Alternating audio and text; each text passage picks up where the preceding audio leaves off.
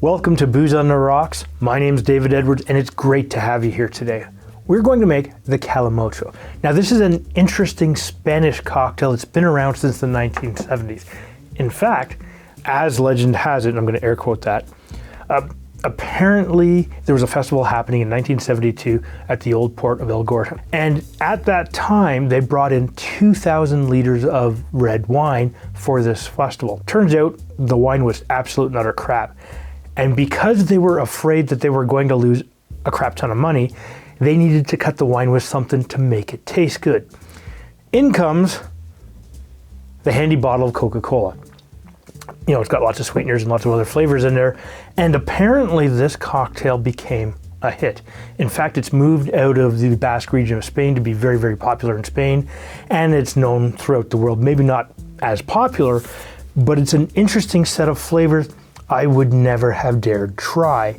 And the ingredients for this cocktail are a nice dry red wine, something kind of nice. I'm using a little bit of open Merlot. It's a Canadian vintage. I'm also using some Mexican Coca-Cola. That actually has cane syrup in it versus standard sugar syrup, so you get a slightly different flavor. And of course, you need a garnish of some type, and we're using a little bit of lemon, although you could also use orange. Now the ingredient ratios in this cocktail are simple. They're equal ratios. And because of that, we're going to serve it in my favorite glass. This is a double rocks glass. It's 12 ounces or 360 mils. And we're actually going to build it, as I said, directly in here. And we'll start by filling the glass with some ice.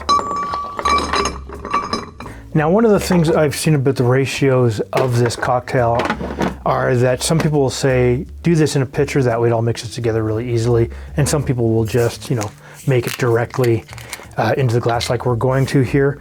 And so what we're going to do for our even ratios here are 4 ounces or 120 milliliters of each ingredient. So we'll start with your 4 ounces of red wine.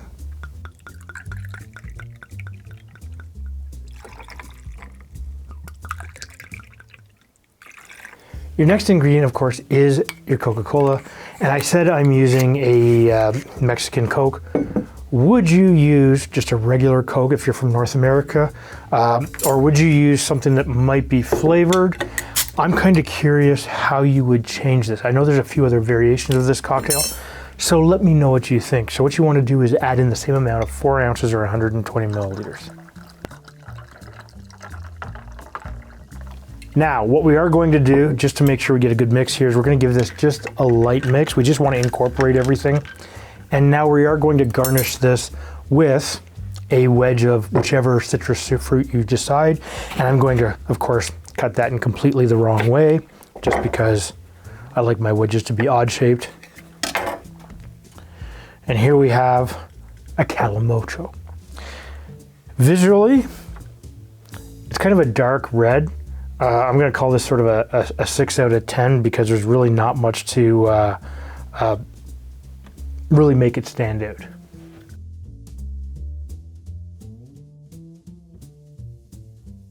That is surprisingly good.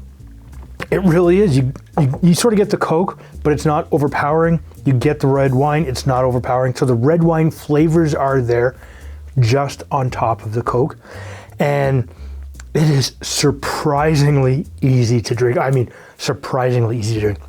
This is, I would say, an 8 out of 10. If you like interesting 2-ingredient cocktails like this, please leave a comment down below and take a look after the recipe card right over here.